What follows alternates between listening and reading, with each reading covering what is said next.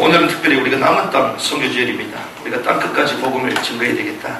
그래서 하나님은 마지막 시대에 세계복음화를 완성하기 위하여 남은 자들을 이 땅에 남겨두신 줄 믿습니다. 그 남은 자들이 남을 땅을 향하여 가는 것이죠. 저와 여러분들이 남은 땅을 향해 달려가는 남은 자들인 줄 믿습니다. 우리 이렇게 한번 인사하면 좋겠습니다.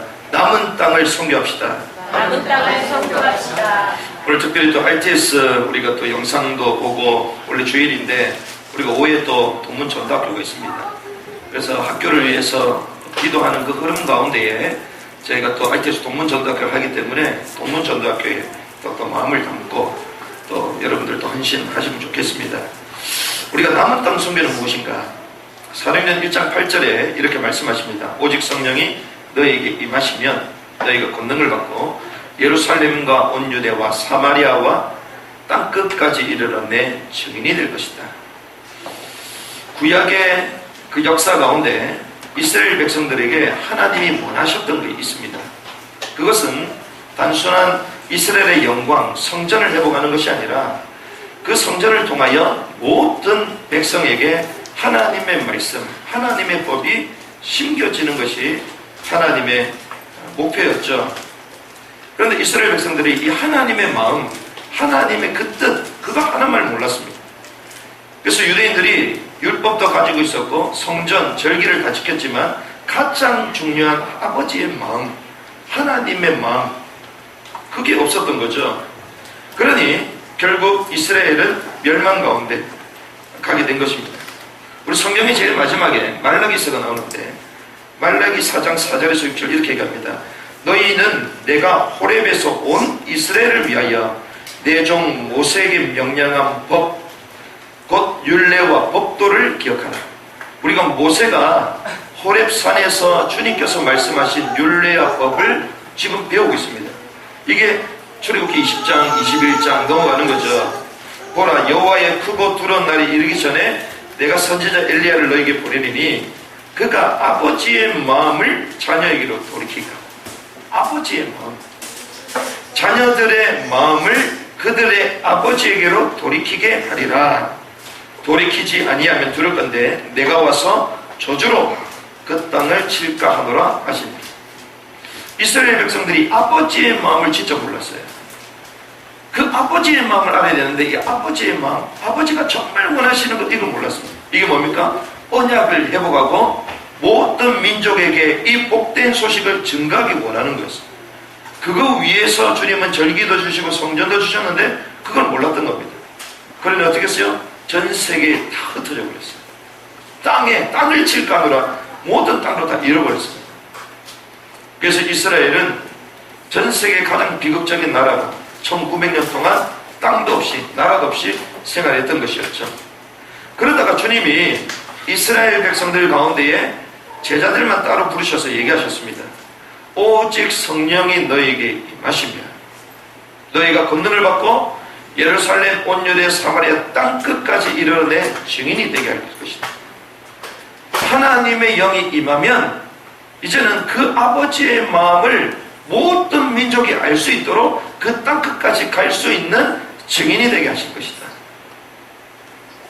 그런데 그 영이 임했습니까? 안 임했습니까? 임했어요. 어디 임했습니까? 오순절 마가다락에 임하게 된 것입니다. 그때부터 성령의 역사로 말미암아 이 복음이 땅끝까지 흘러가기 시작했던 거죠. 마태복음 24장 14절에 얘기합니다. 모든 민족에게 천국 복음이 증언될 때 끝이 올 것이다. 그래서 우리는 그 끝을 향하여 이 남은 땅을 향하여 우리가 달려가자. 그래서 우리가 남은 땅 선교주의를 지금 보내고 있는 것입니다. 그러면 땅끝의 의미를 우리가 잘 알아야 되는데 한 3가지 정도의 의미를 나눌 수 있습니다. 그 첫 번째는 문화적인 의미잖아요. 문화적으로 땅끝의 의미는 뭐냐? 문화적인 의미는 모든 영역마다 하나님의 나라가 임하는 거죠. 모든 영역마다. 그게 문화적인 땅끝이에요. 그럼 언약적인 땅끝은 뭐냐? 언약적인 땅끝은요, 한 영혼입니다.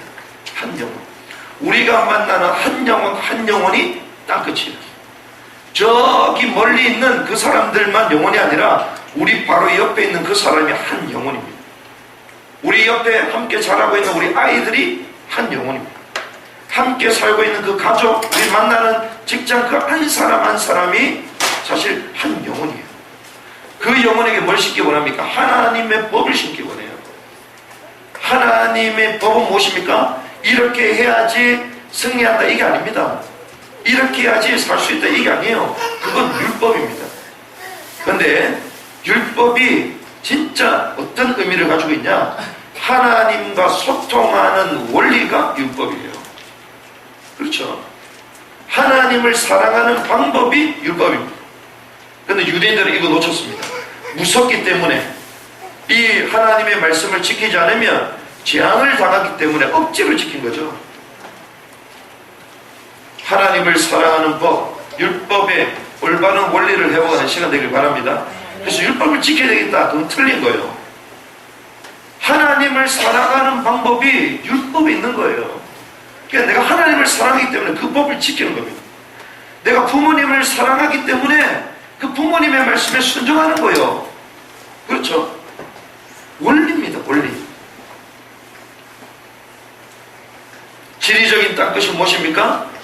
지리적인 땅끝은 말 그대로 저 땅끝, 처음 복음이 시작해서 지금 서쪽으로 돌면서 여기까지 왔는데, 하나님은 마지막 복음 듣지 못한 그 땅을 향하여 가기 원하십니다. 그게 바울이 봤던 로마서 15장에 말하는 변방입니다. 복음이 증거되지 않은 그 땅, 교회가 없는 그 땅, 이걸 우리는 미전도 종족이라고 얘기합니다. 우리가 이 땅끝에 대한 언약을 붙들고 교회가 이제 시작되어 가고 있는데, 언약적인 땅끝이 뭐라고 얘기했습니까?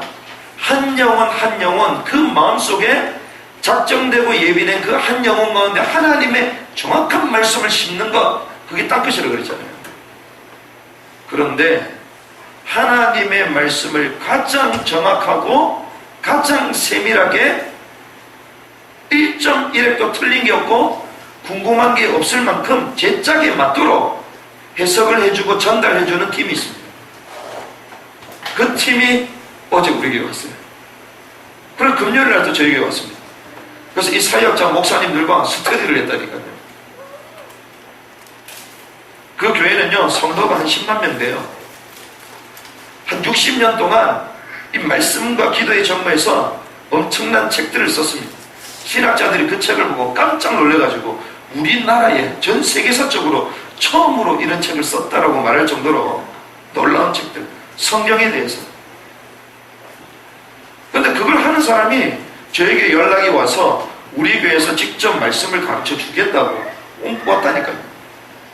그래서 저희 아내와 저와 또 다른 선교사님들과 같이 말씀을 나눴는데, 야, 신학교에서도 들어보지 않는데, 그 어디서도 알 수 없는 이런 내용들을요, 원어와 역사와 모든 족보의 계보들을 다 찾아내면서 이걸 연결시켜 주는 겁니다. 그래 딱 봤더니 이게 완벽한 구원의 메시지가 딱 정리가 되어 있어요. 참 감사하구나. 하나님이 땅끝까지 복음 증거해라는 이 사명을 우리가 가는데, 하나님이 언약적인 땅끝, 그 마지막 한 영혼에게 가장 정확한 말씀을 전달할 수 있도록 하나님은 우리에게 그러한 또 은혜를 주시는 겁니다. 지리적인 땅끝이 어디입니까? 변방이잖아요. 근데 이번 주에 또 변방, 복음 듣지 못한 핍박받는 그 지역을 위해서 우리가 선교해야 되겠다는 사역자 목사님들이 또 오셨어요.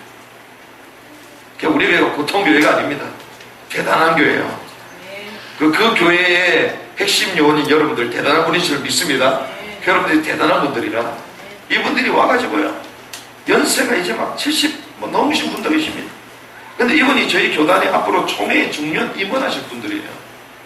근데 이런 분들도 와가지고요, 그래 우리가 땅끝까지 복음 전해야 되고, 핍박받는 이런 데 우리가 복음 전해야 되고, 그 무슬림 중동 우리 복음 전해야 된다고, 이번에 나도 훈련받고 같이 동참하겠다고 뭐 이러시는 거예요. 10월 넷째 주에 모임이 있습니다 이러니까, 아 그러냐고 자기 다 휴대폰에다가 일정 갤러리 막 입력을 시키더라고요. 잘 하지도 못하시는 분인데 안경 껴 다니시면서. 참말로 감사하구나. 남은 땅 선교를 향하여 우리가 땅끝까지 가야 되기는 이 시간표 가운데 하나님 우리를 불러주셨는데, 우리에게 문화적인, 언약적인, 지리적인 이 땅끝까지 갈 수 있는 모든 내용들과 사람들을 우리에게 붙여주신 것입니다. 여러분들이 남은 땅을 향하여 남은 자로서 살아가는 은혜가 있길 바랍니다. 이 천명이 내게 발견되면 우리 인생이 달라지는 것이죠. 그래서 주님은 출애굽하고 난 이후에 하나님 뭐 하셨습니까? 가나안 땅을 향하여 가도록 만드셨습니다. 출애굽하고 난 이후부터 그들의 신분은 달라졌습니다. 어떻게 달라졌습니까? 노예가 아니요. 출애굽기 7장 4절 보니까 내 군대다. 내 군대. 어떤 군대입니까? 가나안 땅을 정복할 군대다. 무슨 말입니까? 세계복음화할 영적인 군사로, 선교사로 우리를 불렀다는 것이죠. 10가지 재앙은 무엇입니까? 단순히 애굽에서 빠져나왔다 이게 아닙니다. 사단이 사로잡고 있었던 10가지 재앙, 사단의 권세를 꺾고 승리했다는 것이죠. 저와 여러분들이 이런 정체성을 회복하는 시간 되길 바랍니다. 나는 선교사구나, 군대구나, 가나안 땅을 정복해야 되는 하나님의 사람으로 우리를 불러주셨구나. 이 언약을 깊게 새기는 귀중한 축복의 시간이 되기를 주님으로 축복합니다. 오늘 본문에 보면 십계명이 나옵니다. 그리고 노예 제도가 지난주에 나왔죠. 그래서 히브리 노예는 어떤 자들입니까? 부지 중에 도둑질을 해서 갚을 길이 없어서 스스로 종된 사람이 있었다. 그런데 그 노예는 학대를 당하는 것이 아니라 그 상점 밑에 들어가서 마치 가족처럼 6년 동안 일을 하고 봉사하면서 이젠 7년째 해방을 당하는 거죠. 세상의 종교는 어떻습니까? 학대하잖아요. 노동력을 착취합니다, 세상은. 그런데 히브리 노예는 그것이 아닙니다. 가족처럼 종들을 대해줬어요. 7년 되니까 풀려나가는데 그냥 보내지도 않았죠. 그들에게 지참금들을 많이 줘서 바로 정착할 수 있도록 도와줬습니다. 그리고 결혼도 시켜주고요. 이게 얼마나 좋습니까? 그래서 히브리 노예들이 오히려 상전 노릇을 한다. 이게 히브리의 속담이 있을 정도로. 그런데 이 노예들 가운데서 나는 밖에 나가는 것보다, 내가 자유를 얻는 것보다 주인에게 스스로 종되는 것이 내 인생은 더 큰 행복이다. 이렇게 생각해서 스스로 귀를 송곳으로 뚫었습니다. 그래서 주인 상점과 가족들과 함께 살 거다. 내가 비록 노예라고 할지라도 나는 주인에게 매일 것이다. 나는 그런 인생을 살 것이다. 그랬던 노예가 있습니다. 얼마나 주인의 큰 사랑을 받았는지, 저와 여러분들이 그리스도의 큰 은혜와 사랑 가운데 있는 자들인 줄 믿습니다. 그러면 우리는 어디에 종되어야 됩니까? 세상에 종되어야 됩니까? 저는 그래서 주님을 위하여, 교회를 위하여 종되겠다. 그렇게 인생을 결단하고 살아가는 것이죠. 저와 여러분들은 그런 인생인 줄 믿습니다. 이게 복음의 메인 인생. 그런데 오늘 본문에 보니까, 오늘 본문은 갑자기 폭력에 대해서 얘기합니다. 왜 폭력에 대해서 얘기하냐? 갑자기 폭력에 대해서 사람을 때리고 죽이고 이런 얘기를 합니다. 폭력에 대한 메시지를 하는데요. 이 폭력에 대한 법은 죽음의 시작이 폭력으로부터 시작되기 때문에. 그래서 오늘 메시지는 이 폭력에서, 그래서 폭력의 습격, 죽음의 질주를 막는 제어장치라는 제목 가지고 말씀을 나누겠습니다. 이 폭력은요, 죽음의 고속도로로 우리를 안내합니다. 고속도로는 뭡니까? 빨리 달려야 되잖아요. 고속도로에서 20km, 30km 다니는 사람이 있습니까? 없어요. 기본적으로 80km 이상으로 달려요. 폭력이라는 것은 한 번 폭력이 딱 사로잡히면 죽음을 향하여 질주하게 되는 거예요. 죽음의 고속도로로 올라가게 만드는 것이 폭력이라는 것이죠. 그래서 12절에서부터 14절까지 테두리의 법을 얘기합니다. 우리 12절부터 14절까지 같이 한번 읽어보겠습니다. 시작. 사람을 쳐 죽인 자는 반드시 죽일 것이다. 나 하나님이 사람을 그의 손에 넘긴 것이다. 내가 그를 위하여 한 곳을 정하리니 그 사람이 그리로 도망할 것이며 사람이 그의 이웃을 고의로 죽었으면 너는 그를 내 재단에서라도 잡아내려 죽일지. 자, 죽임을 당할 것이다. 고의로 죽이지 않았고 실수였다면 이 사람이 잠시 있을 수 있는 곳을 한 곳을 정해라. 그러면 이리저리 따져서 진짜 이 사람이 사람을 죽였는지 고의로 죽인 실수했는지 확인하게 될 거예요. 그 기회를 주는 거죠. 우리가 이것을 통하여 앞으로 도피처에 대한 것들이 만들어진다는 사실을 우리가 유추할 수 있습니다. 그런데 14절에 보니까 고의라면 제단에 있다 할지라도 죽이라고 해요. 제단 하나님의 그 제단 앞에 있다 할지라도 죽여버려요. 왜 그렇습니까? 죽음이라는 것은요, 죽임이라는 것은 하나님의 형상을 깨는 행위. 하나님의 형상. 하나님께서 창조하신 그 하나님의 사람을 인간의 힘과 인간의 방법을 가지고 깨버리는 거예요. 하나님의 절대적인 창조 질서를 깨버리는 것이죠. 창세기 3장이 도래해버리는 거예요. 그래서 죽이라는 것입니다. 그래서 그 사례가 나오죠. 15절에서 17절 보니까 부모를 죽인 사람 죽여라. 그리고 17절에 보니까 자기 아버지나 어미를 저주하는 반드시 죽이라. 왜 그러냐? 모든 관계의 기초가 부모 관계에서부터 시작돼요. 여러분들 부모님을 공경하시기 바랍니다. 저도 어제 이 말씀 읽다가 회개하고 또 전화했어. 지금 전화해도 잘 들리시지도 않아 이제는. 그래도 전화했어요. 왜? 모든 사회의 인간관계 가장 태어나자마자 누굴부터 만납니까? 부모님부터 만나거든요. 어려서부터 이 부모와의 관계 속에 사회성을 키워나가는 거예요. 관계성을 키워나가는 거예요. 부모를 통하여 하나님의 형상을 눈 뜨자마자 보게 되는 거예요. 그런데 이 부모를 섬기지 못하는데 하나님을 섬길 수 있습니까? 사실 섬길 수 없거든요.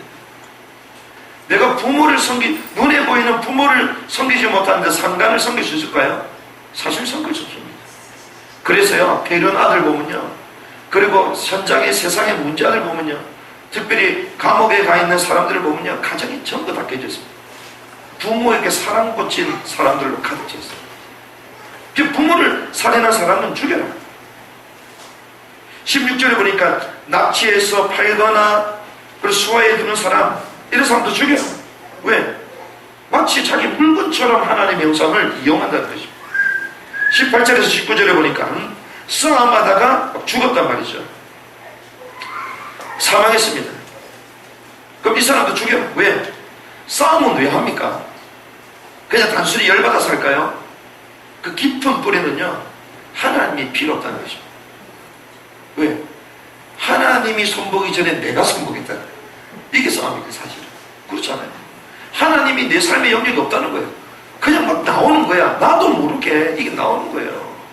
그러니까 하나님의 그 위치, 그 권위를요, 내가 앞서버리는 거예요. 그러니까 죽여라는 것입니다. 그리고 20절, 21절에 보니까 종 매질에 대해서 얘기합니다.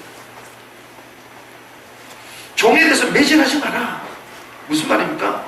가족처럼 대해라. 같은 인격체다. 그런데 우리는 마치 물건처럼, 나보다 낮은 사람처럼 이렇게 대한다는 것이죠. 여러분들 노동 착취하시기 않길 바랍니다. 우리가 막 식당 가면 주인의 권리다 이러잖아요. 그리고 막 우리 손님의 권리다 뭐 이런 얘기 하잖아요. 손님의 권리가 어디 있습니까? 그렇죠? 그게 세상 말로 갑질한다 그러잖아요.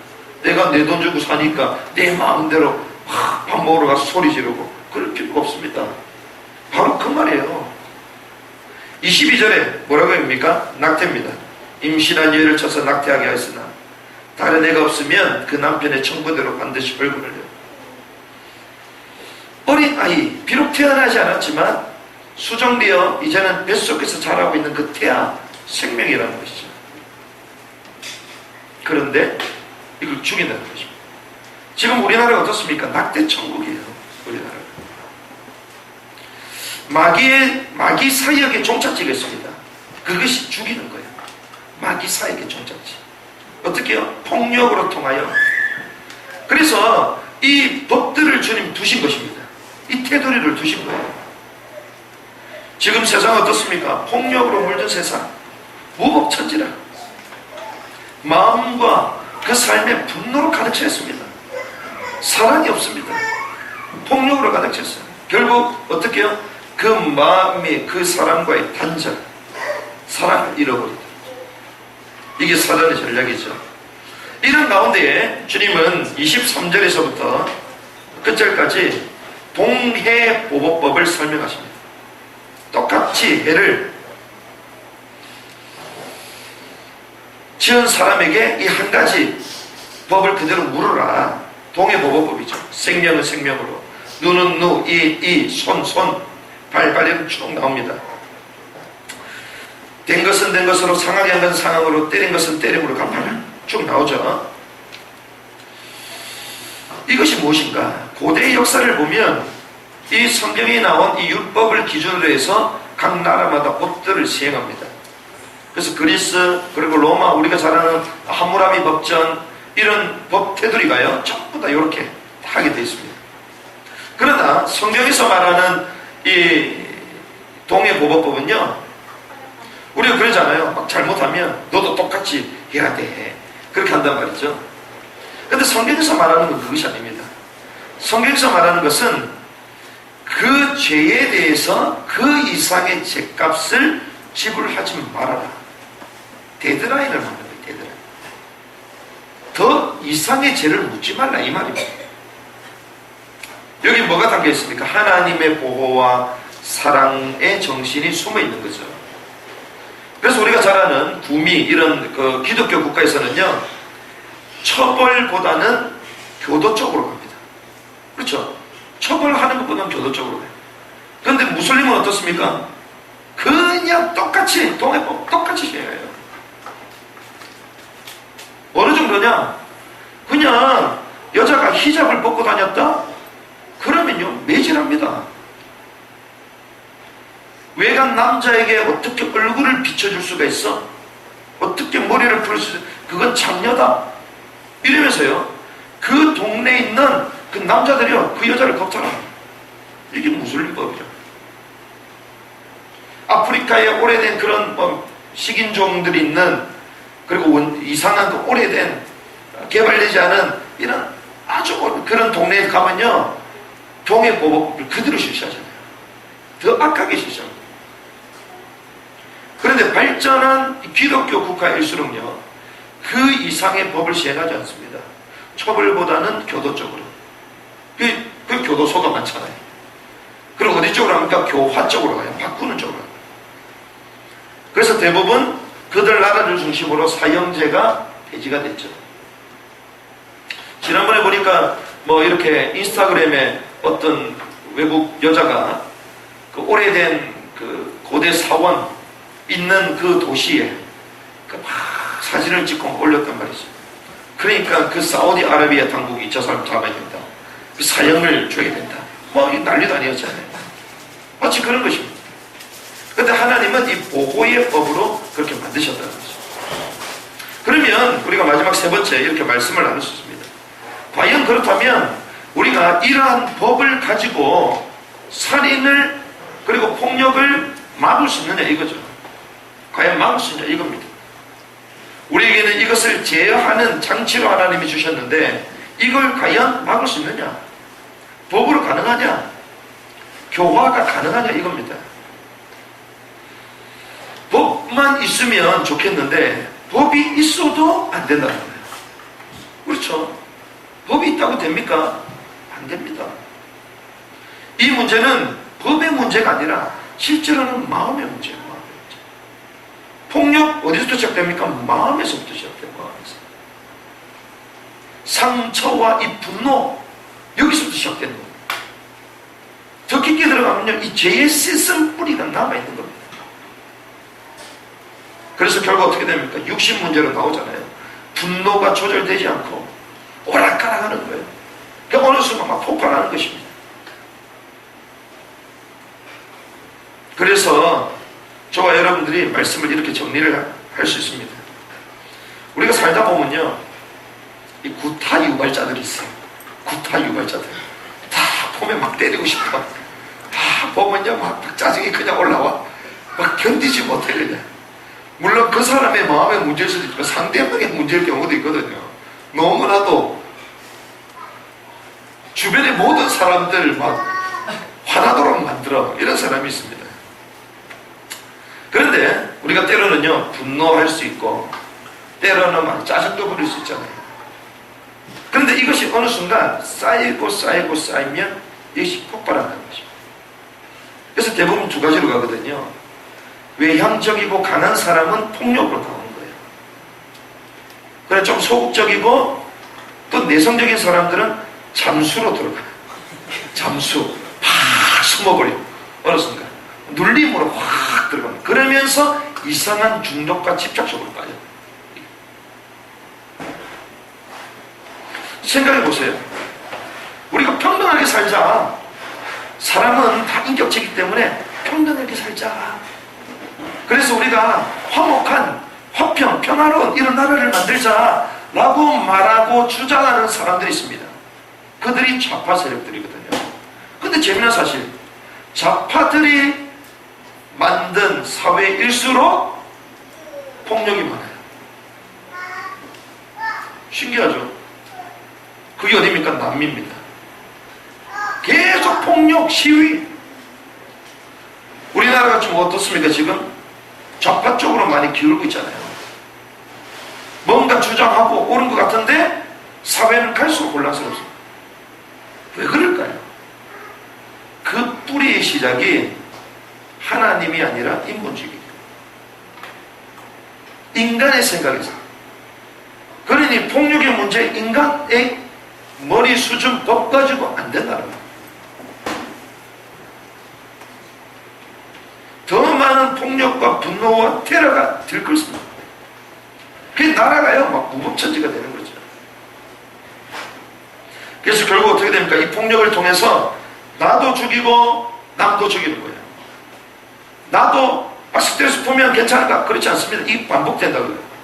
나의 깊은 부분이 지연되면 나는 이게 계속 반복됩니다. 그러니 가족들이 막 이혼하고 깨지고 부모와 자녀가의 관계, 사회관계 전부 다 깨집니다.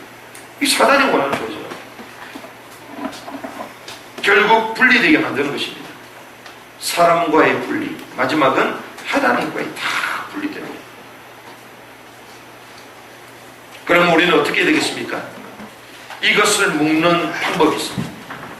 그 방법이 무엇이죠? 십자가. 십자가만이 사망을 묶을 수가 있습니다. 복음만이, 그리스도의 이 복음만이 사단의 권세를 꺾을 수가 있는 거예요. 왜? 이 분노와 폭력은요, 사단에서 출발한 거기 때문에. 에베소서 4장 26절에 뭐라고 합니까? 분을 내어도 죄짓지 말라. 해가 지도록 분을 품지 말라라고 해요. 근데 사단에게 잡히면요, 이게 끊임없이 해가 지나도 두고두고 원한으로 쌓여서 풀라고 해요. 내 마음에 누가 없습니까? 하나님이 없어서 그래요. 내 마음에 십자가의 복음, 제 문제를 해결한 그리스도가 우리와 함께 계시면 여기서 해방이 되는 것이 메이는 것입니다. 27절에 뭐라고 합니까? 마귀에게 틈을 주지 마라. 마귀가 이 틈을 버리고 들어오는 겁니다. 그 마음이 상처, 쓴뿌리, 이 틈을 가지고 다 들어오는 것입니다. 31절에 뭐라고 합니까? 너희는 모든 악독과 노함과 분냄과 떠드는 것과 비방하는 것을 모든 악의와 함께 버리라고. 그런데 어떤 사람은요, 아무리 성령 충만해도요, 이 문제가 해결 안 되는 사람은요, 막 풀어야 돼. 노하고 분노하고 막 풀어야 돼. 그래서 제가 그런 분을 만났거든요. 근데 왠지 분위기가 풀 것 같아. 그래서 제가 지금 바쁘다고, 지금 약속이 잡혀있다고 그 자리를 떠났습니다. 근데 아내가 아내한테 가가지고 풀어나고 가가지고. 왜? 이게 해결이 안 되는 거예요. 해결이 안 돼요. 객관성을 잃어버리고 막 나오는 겁니다. 여러분들 입에 파수꾼을 세우시기 바랍니다. 이게 막 뛰쳐나와요, 이게. 왜? 견디지 못하는 겁니다. 이 마귀에게 틈을 줘가지고 노함과 분노과 짜증과 이게 나중에 결국 뭐가 불신하게 됩니다. 주님 우리에게 뭘 주셨습니까? 의의 흉배, 믿음의 방패. 방패로 딱 막아야 되는데 못 막아. 못 막는 걸 뭐라고 합니까? 그걸 불신앙이라고 말해요. 불신앙은 뭐예요? 죄입니다. 죄 문제는 뭐죠? 그리스도. 십자가밖에 없어요.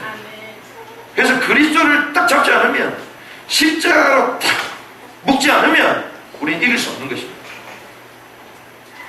시편 11편 5절에 이렇게 갑니다. 여호와는 의인을 감찰하시고 악인과 폭력을 좋아하는 자를 마음에 미워하신다. 미워하신다는 거예요. 아, 때로는 우리가 뭐 의분도 있어야 되고 맞습니다. 하지만 그게 아니에요. 복음을 위한 의분은 있어야 되는데 정의라고 말하지만 실제로는 그 마음에 하나님이 없는 것입니다. 그래서 제가요, 복음을 깊게 알아가면 할수록 제가 변화된 것 중에 하나가요, 사람과의 의리, 사람과의 세상과의 정의, 이거보다 더 위대한 것은 복음의 의리다. 복음의 의다. 우리가 자칫 잘못하면 사회와 공동체를 위해 때로는 그 순간 결정해야 될 때가 있습니다. 그렇게 결정해야 될 때 나는 옳다라고 생각하고 행동에 나서거든요. 그게 의리라고 생각합니다. 그런데 돌아서 보면요, 하나님이 없어. 그건 의리가 아니거든요. 세상 것보다 하나님의 의가 앞서는 거예요. 하나님의 계획이 앞서는 것입니다. 이게 정리되기 시작합니다. 그때부터 저희의 기준은 세상 의리가 아니다. 하나님의 법, 하나님의 사명, 이것이 더 중요해요. 그래서 여호와는 의인을 감찰하시고 악인과 폭력을 좋아하는 자를 마음에 미워하신다. 이렇게 얘기하죠. 자, 생각해 보십시오. 우리가 죄로 인해서 죽었잖아요. 사망했습니다. 어떤 의미에서는 폭력 속에 살 수밖에 없는 이런 죽어있는 사망의 존재들입니다. 그러면 폭력을 행하면 어떻게 해요? 죽어야 된다고 얘기하잖아요. 사람을 쳐가지고 폭력해서 죽으면 죽어야 된다고요. 그럼 우리는 다 죽어야 되는 사람이거든. 그런데 주께서 우리를 대신해서 죽으심으로써 우리를 또한 살리셨습니다. 이게 위대한 하나님의 법이에요. 우리를 살리기 위하여 스스로 종되고 스스로 죽으셨습니다. 그래서 그 그리스도로 말미암아 우리는 날마다 사람을 죽이고 폭력을 행하는 사람들인데 죽어야 마땅한 사람인데 우리는 이미 살아난 자들이 됐어요. 얼마나 감사합니까? 로마서 8장 2절에 이렇게 갑니다. 이는 그리스도 예수 안에 있는 생명의 성령의 법이 죄와 사망의 법에서 너를 해방하였습니다. 사망의 법에서 해방되었습니다. 이미 그리스도로 말미암아 우리 해방된 줄 믿습니다. 그래서 죽음과 죄의 노예가 되지 마라. 죄의 노예가 되고 사망의 노예가 되도록 하는 것이 뭐냐? 그게 폭력이다. 폭력은 어디 미움에서 시작하는 거다. 분노에서 시작하는 것이다. 마음의 상처로부터 시작하는 것이다. 그런데 주님께서 그걸 다 해결하셨다. 뭘 붙잡자고요? 십자가를 붙잡아라. 그리스도를 붙잡아라. 폭력이 난무한 시대, 미움과 분노로 가득 찬 세상, 하나님은 죽음의 질주를 향하여 가고 있는 우리 인생, 하나님은요, 이 복음으로 우리를 지나기 원하십니다. 그래서 복음, 말씀, 그리고 하나님 은혜의 날마다 매이시길 바랍니다. 매일 때에 죽음이 아니라 사람을 살리는 인생으로 바뀌게 될 것입니다. 그 축복을 누리는 한 주간 되시기를 주님의 이름으로 축원합니다.